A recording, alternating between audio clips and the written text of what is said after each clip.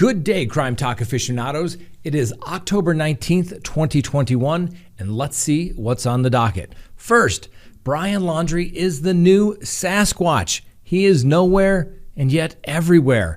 Alex Murdock is home again. Jussie Smallett, remember him? Yeah, well, he tried to throw a Hail Mary so he doesn't have to go to trial. We'll talk about that. Derek Chauvin has a new appellate counsel.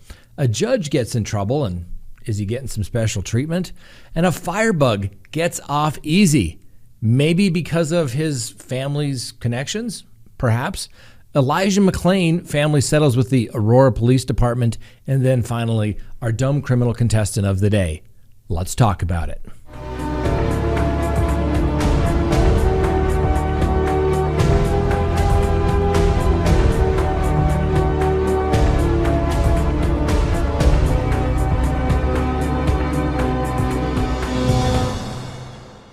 Good day, Crime Talk aficionados. My name is Scott Reich, and this is Crime Talk, the most fact-driven, unbiased, true crime channel. The channel where an actual practicing criminal defense attorney explains the law, the facts, and the procedure, not only to old cases, but current true crime cases.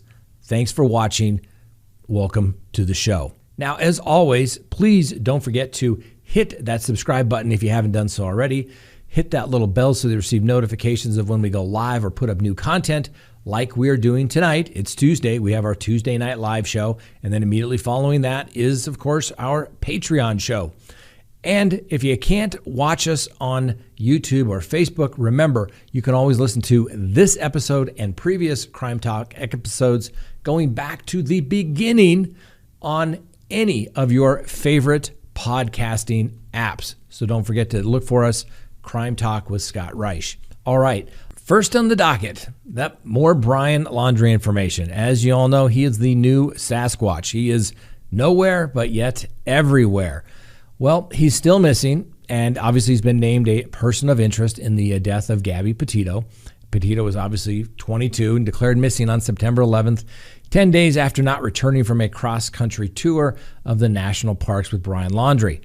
A lot has come out in the last few weeks about Laundrie's character from people who know him for a little bit. Now, a man who used to work with Brian Laundrie said that although he did not see him be mean or abusive to his now deceased former fiancée, Gabby Petito, he did appear to be jealous if he spotted her talking to other men. He would come over and do the boyfriend thing, put his arm around her, give her a kiss, very possessive, according to Michael Livingston, who said he worked with Brian Laundrie in 2017 and 2018. Now, okay, that's rather interesting, but how are these people coming forward? Really? I mean, if you have something of some real interest, that would be great. If you have something of something that's going to be permitted into evidence, that would be also relevant. But something that took place in 2017, 2018, sorry, ladies and gentlemen, that is not going to pass muster under Rule 401. Okay? What does that go to prove? What element of the offense, if there were ever murder charges, what element does that go to prove as it relates to the death of Gabby Petito? Absolutely nothing. So Livingston added he never came across as the kind of person that would be the killing type. Yeah, like he knows what the killing type is. Really? But he did have the tendency to be, I don't want to say the wrong thing and make him sound worse than he already is. He was a kind of guy who would get pissed off pretty quick, is what Livingston said. And he said he would thought that Brian would act like a weirdo sometimes and used to go on this big yoga nut. Brian would often say, I got to worry about my Zen. But Livingston added that he was a good employee who knew how to talk to people and make people happy. Well, there you go. Okay, more, and I hate to do this, ladies and gentlemen, but I think this is important to show how so many people can speculate but have no real evidence, and then, fortunately, the police say, no, this isn't true. Well, here it is. So investigators found the bodies of Crystal Turner and Kylan Schulte, who were found fatally shot in a campsite in Moab. Now, police haven't named any suspects in the double homicide and have said that investigators haven't found a connection between the death of the two women and Gabby Petito. There's a private investigator. His name is Jason Jensen, and he's now saying that a closer look should be taken to see if there's a connection between Petito's death and the death of the couple camping in Utah. Now, the Grand County Sheriff, Stephen White, confirmed in a statement that the Petito case is not related to the double homicides of Kylan and Crystal. Now, as you may recall, Kylan and Crystal described a creepy guy bothering them while camping, and that was the last thing that friends had heard from them. Jensen says that Kylan and Crystal were very down-to-earth people, and they would not call just anyone creepy. Unfortunately, the couple did not take any pictures of the creepy guy, but Jensen says that until the authorities can prove that Brian Laundrie was not in the area at the time of the couple's killing, then he shouldn't be ruled out.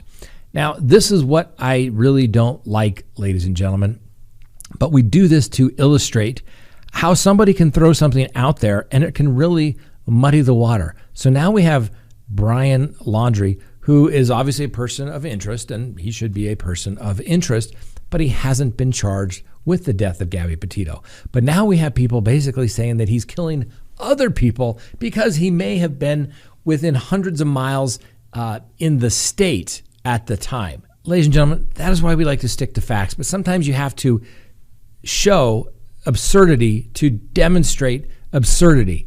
Now, there are lots of channels out there that they will go off on every little tangent that you could possibly do, but no way in supported by facts in any way. Don't you think if the police thought that Brian Laundrie had something to do with another homicide, they would be investigating that as well? They've probably looked into it and determined, people that have more of the facts, that he is not a relevant subject in that matter. So we brought that to you just to show, because sometimes you have to demonstrate absurdity with absurdity. To say this person can't be ruled out because he was in the area? Okay, well, how about everybody that lived in town? They were there too, right? Come on. It just shows you, ladies and gentlemen, and that's where we like to keep it to the facts, real information, okay? Well, there's another woman by the name of Rose Davis. She apparently describes herself as a close friend of Gabby Petito, and she was on a TikTok live stream this weekend and stated that Brian and Gabby did not actually live in Christopher and Roberta Laundrie's Northport, Florida house. Davis said the couple lived in a condo that the parents paid for them. Now, David previously came out saying that her and Petito made plans to meet the couple on their trip somewhere, possibly in Yellowstone, for Davis's birthday on August 29th. She said that Petito was going to call her on her birthday, but she never called. Davis explains that she was not originally concerned about the missed birthday call because she knew things didn't always go as planned, particularly on a road trip. I think that's the understatement of the year. Right. Now, remember the Wyoming coroner involved in the Gabby Petito case? Well, he made a statement that he has been, quote, forced, unquote, to resign from a local hospital because he used his personal computer at work. And in a Facebook post, Dr. Brent Blue wrote that he was resigning from the St. John's Health, which is located in Jackson, Wyoming, because he had used his personal computer while working at the medical facility. Blue wrote that he would continue practicing medicine on a limited basis, although he offered few details about any future plans. The resignation has come just days after Blue released the autopsy result for Gabby Petito and appeared on the national media outlets talking about the case. Now, Blue was elected the county coroner in 2014 and won re-election in 2018, according to the newspaper. Now, his current term expired in January of 2023.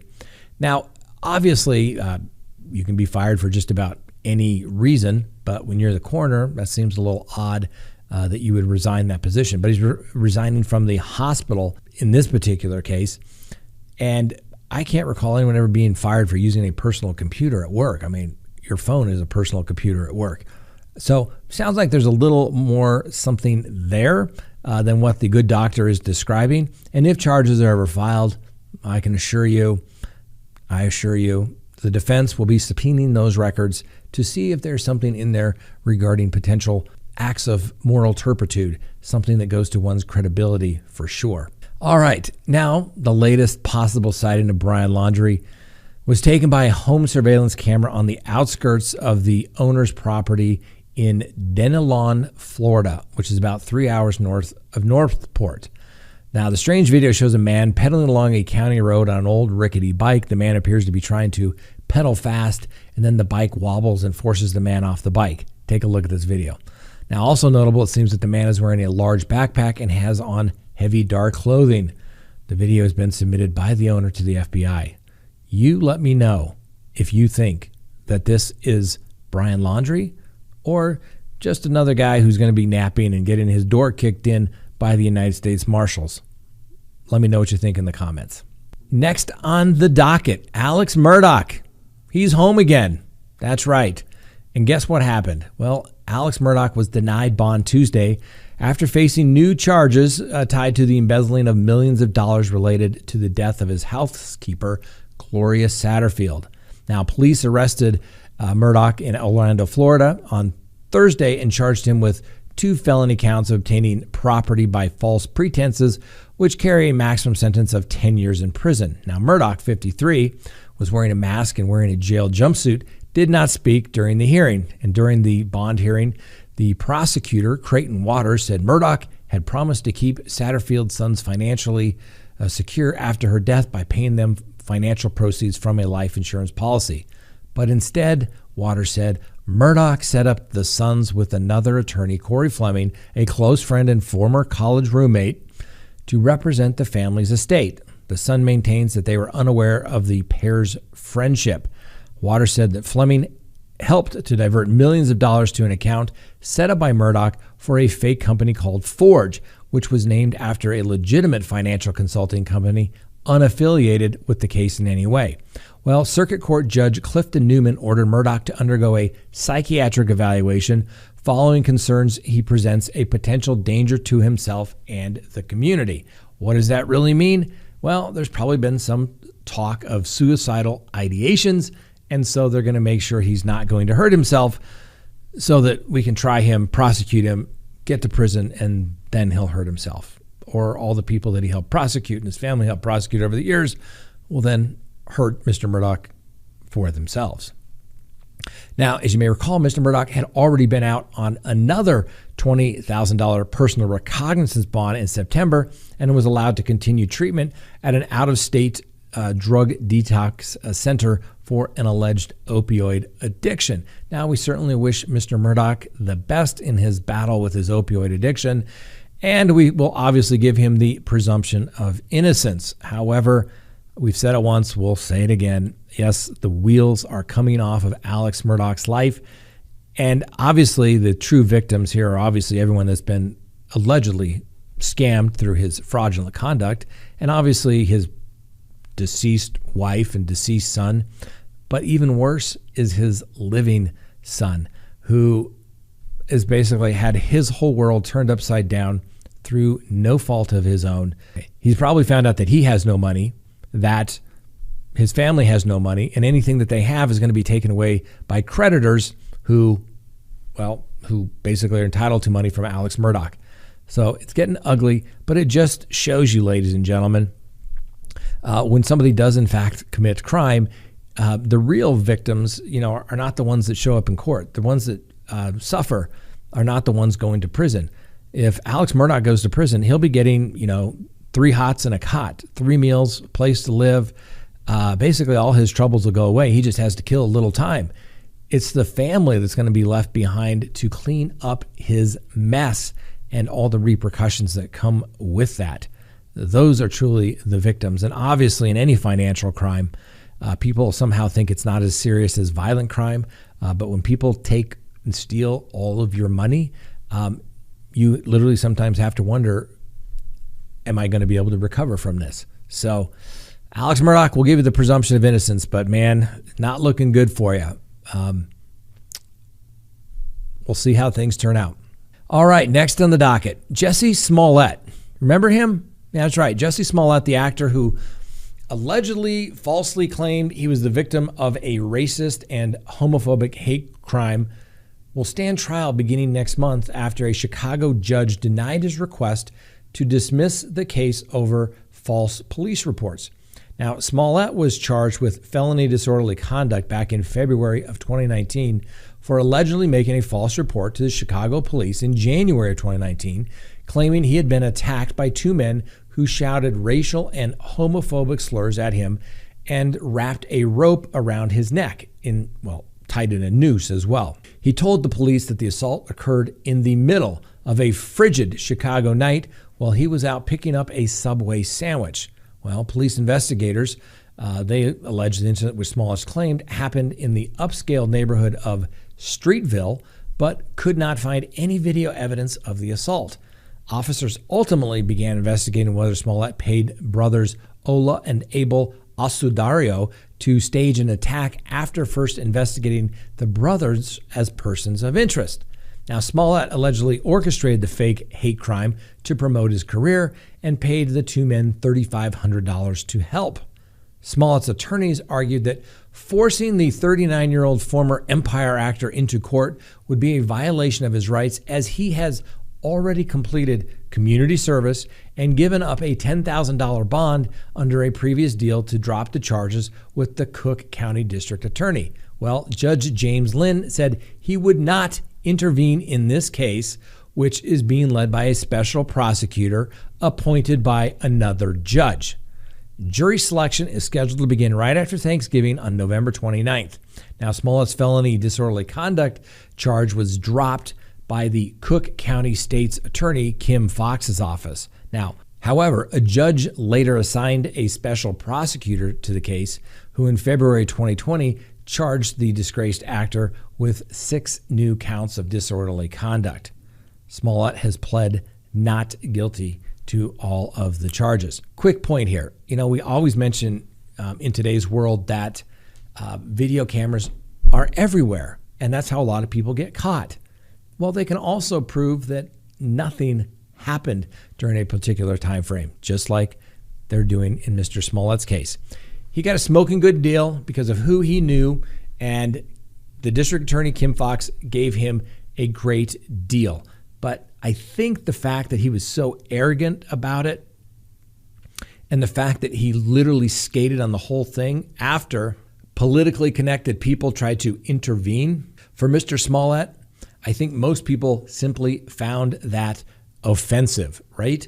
One of the fundamental principles of our judicial system is that's why Lady Justice is blindfolded, is because it's not supposed to care. The justice system is not supposed to care about who you are, what your status in life is, who your daddy is, who you know.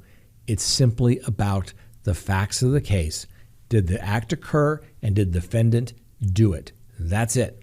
Everything else shouldn't matter unless until you get to sentencing, but charges shouldn't go away just because of your status. All right, Derek Chauvin. As you may recall, we brought you news last week that the judge denied his request to have appellate counsel at free, basically the public defender. Well, there's hope for Mr. Chauvin. Obviously, everyone knows he was convicted of murdering George Floyd, and he's finally obtained lawyers for his appeal. Now, according to filings, William F. Moorman will represent Chauvin as he challenges his April conviction. And Chauvin was obviously convicted back in May for the 2020 death of George Floyd. We won't go through all the facts, but we all know how it turned out. Chauvin had asked for a new trial in May after the verdict, but Judge Cahill denied that request in June. Chauvin was sentenced to more than 22 years in prison. And earlier this month, the Minnesota Supreme Court upheld the Office of the Minnesota Appellate Public Defender's Office denial of Chauvin's request for representation.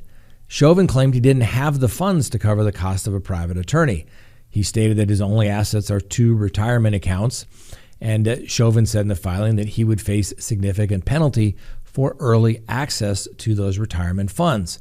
Now, in September, Chauvin applied in a request called Informis Pauperis, which would have he would have received transcripts and fees free of cost. Cahill, the judge, initially granted that request before walking it back the next day, apparently deciding that Chauvin did have the means to pay for his own attorney. So Moorman's firm, Moorman, Cardle, and Erickson, has experience in high-profile legal battles. One lawyer represented a group challenging the results of the 2020 presidential election in Wisconsin, claiming integrity issues. Don't think that went anywhere there. Eric Cardle sued then Vice President Pence while acting as special counsel for the Amistad Project of the Thomas More Society, only to end up being referred by a federal judge to a grievance committee. That certainly didn't go well. And another attorney at the firm, Greg Erickson, represents healthcare workers in medical freedom cases over the coronavirus vaccine. Now, Moorman was recently co-counsel on a case challenging a local ordinance that forbade a woman from photographing children near a Bloomington, Minnesota park and mosque. We'll see how that turns out. I don't think Derek Chauvin's going to get much relief. I was a little surprised that the court did not grant him informis pauperis status as he is in custody. That's quite normal. What that suggests is that the retirement funds from his 20 plus years as being a police officer must be rather significant. Now, I understand there's going to be significant tax penalties, and let's face it, taxes suck, but it's your freedom there, Mr. Chauvin. Take the penalty, pay the attorney. Somehow I think that's probably what happened. Next on the docket, a Colorado judge gets in trouble, but is he getting some special treatment? Well, Judge Mark Thompson, and he presided over courts in Summit County, Clear Creek, Eagle, and Lake County. And if you're not familiar with those are basically the towns that have all the ski resorts here in Colorado. Well, he was removed from his position as the chief judge after a felony menacing charge was filed this last Saturday. And that's all according to the Colorado Judicial Branch. Now, Thompson was charged with a single count of felony menacing with a real or simulated weapon after an investigation by the Colorado Bureau of Investigations did the investigation in the case, obviously. Now, the tricky thing is that there's court records, but guess what? The case has been suppressed from the public, and the court documents that are expected to detail the accusations against Thomas they're still not available. And that was kind of a big deal here in Colorado for a while. And I'm a firm believer that it's a public record. You used to be able to walk into any clerk's office and say, I would like to get this file. Here's the case number. Here's my name. Here's my ID. So I bring it back. Here it is. I should take a look at it. When we went to electronic, judges like to suppress a lot of cases so nobody could get access to it. Well, isn't that convenient when it's your case, let alone you're a judge? Now, I don't know what the judge did. I don't think I've ever appeared in front of this judge. Frankly, I wish him well. But we live in a free and open society, and, well, particularly when our judges get in trouble, we should probably be able to see what's taking place. That's why we can't talk about the specifics. We can only mention what's the facts of the charge. We'll have to wait and see. Now, Thompson is currently on planned paid time, and he is not immediately clear when he will return. My guess is he will not be returning anytime soon. And I don't know what will happen. Obviously, felony menacing is, in fact, a felony. It could be very tough to maintain a law license, let alone a judgeship, if one was, in fact, convicted of that crime. I have seen judges convicted of DUIs in county court judges, and, they kind of bury them off in restraining order courts somewhere. This will be an interesting case to watch. And like I said, I don't know anything about this judge. I have no axe to grind. I don't understand why everybody thinks that court records somehow need to be sealed, particularly when it's someone of a public figure in the sense of a judge holding a position of authority that has ruled and sentenced people on very similar cases like the facts allege, or at least the charges allege. We'll wait and see. Next on the docket, a firebug gets a pretty light sentence. Could it be because of his family relationship? Well, last Thursday, a Grand County judge, and that's Grand County, once again, ski community, but ranchers and things like that up in the mountains here in Colorado. Well, the district court judge sentenced a man with a history of burning slash piles on his property to 10 days in jail. Well, you would think that would be significant, but let's go on. Judge Mary Hoke sentenced Christopher Lindsmeier, 68, on one count of felony attempted arson and one count of misdemeanor attempted arson, giving him the jail time along with 2 years unsupervised probation and 80 hours of community service. What is most compelling to the court here is that there was a stage 2 fire ban. There was to be no open burning, and Mr. Lindsmeier violated that ban, the judge said. I think the shock of jail may help with this situation. So who is Christopher Lindsmeier, and why do we care about this particular story? Well, Lindsmeier is the husband of Denver District Attorney Beth McCann. That's right, the elected district attorney, Beth McCann. Now, a statement from McCann on Thursday says that Lindsmeier and his family acknowledged the distress his actions put on the community. The family put out a statement apologizing for the stress, anger, and hurt that Lindsmeier may have put on the local community, and that he acknowledges that he exercised extremely poor judgment and has accepted responsibility by pleading guilty to his actions that October day. He hopes to demonstrate his remorse by performing useful public service to the community. Now, you have to remember, Lindsmeier was charged with 12 counts of felony arson and 12 counts of misdemeanor arson for having a dozen slash piles on his property, with 4 actively burning on October 27th, an incident that sparked an emergency response to his home in Gorewood, which is neighbors outside of Kremlin, Colorado. Now, didn't that statement by the DA sound like it was written by a defense attorney? Oh my gosh, yes, it did. Oh, isn't it just a little, I don't know, kind of funny, just a little bit, when the hunters become the hunted? Boy, I wonder if they had a few sleepless nights at night. Probably so. Well, this incident revolved around, at the time in Grand County, was under a stage 2 fire ban, with the East Troublesome and the Williams Fork fires smoldering under a fresh blanket of snow. Lindsmeier was not on his property when emergency crews responded, and unable to get a truck through the snow, firefighters had to use surrounding snow to extinguish the flames. Several of Lindsmeier's neighbors gave statements asking the court for the harshest penalty allowed under the plea agreement, noting that the previous consequences have not been enough to curb Lindsmeier's illegal burning. Up to now, the laws appeared to not apply to him. That's right. That's according to neighbor Lori Pope.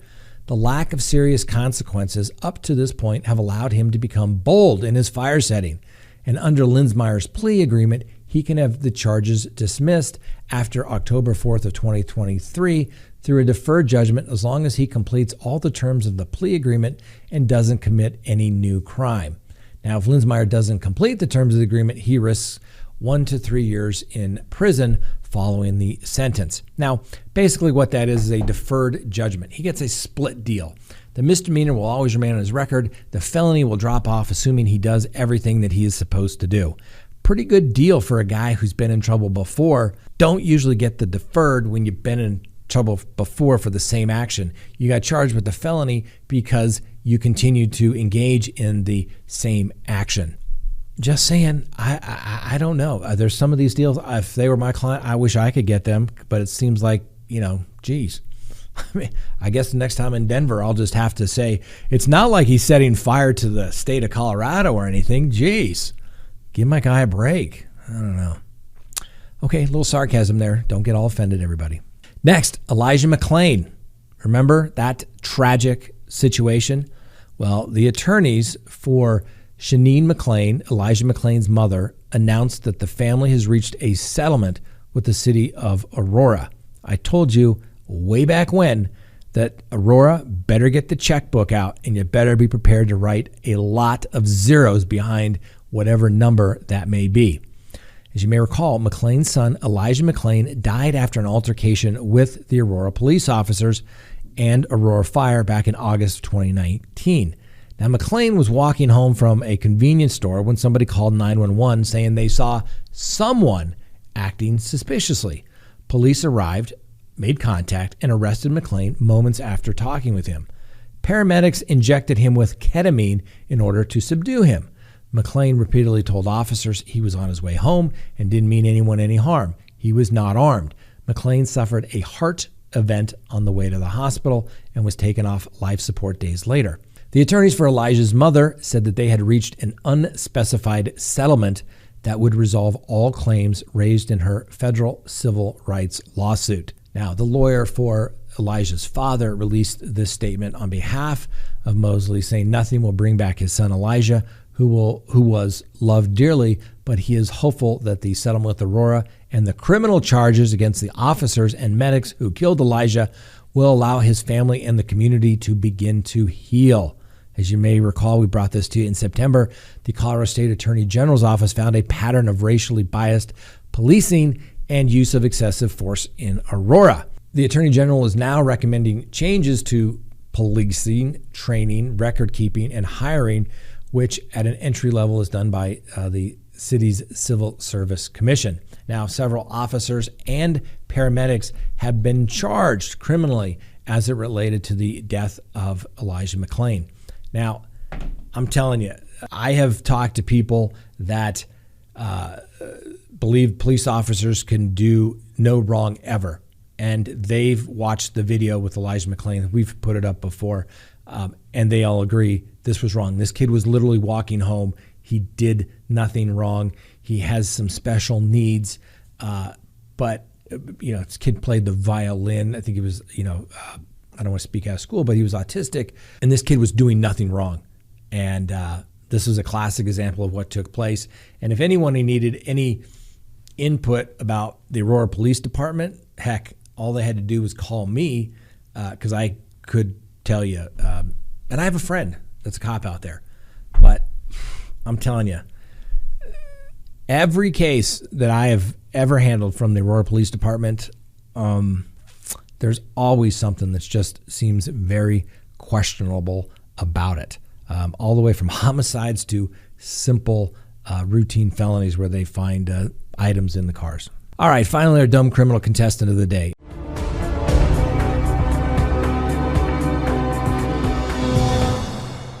Investigators say that Terry Majors called 911 Thursday afternoon seeking medical assistance. But once inside a Sunstar ambulance, Majors allegedly removed his clothes and began pleasuring himself. At some point at the ambulance travel to St. Petersburg, Majors asked for an ice pack, which he then proceeded to fold and pleasure himself with while en route to the hospital. Majors was recently released from jail after serving a 1-year sentence on felony drug charges. He was busted for selling crack cocaine to an undercover cop. He was charged with exposure of sexual organs, a misdemeanor, and booked into the county lockup. He was freed Friday morning on his own recognizance. So there you have it. Mr. Majors, you are a dumb criminal contestant of the day. What can I say? I guess it's a natural thing, right? But to do it in an ambulance with others around, not so natural. Mr. Majors, you're a dumb criminal contestant of the day. And if you win, that's right, you're going to get some cool Crime Talk swag. Wish you luck. All right, that's all we have for today. Thanks for watching. We'll see you next time on Crime Talk.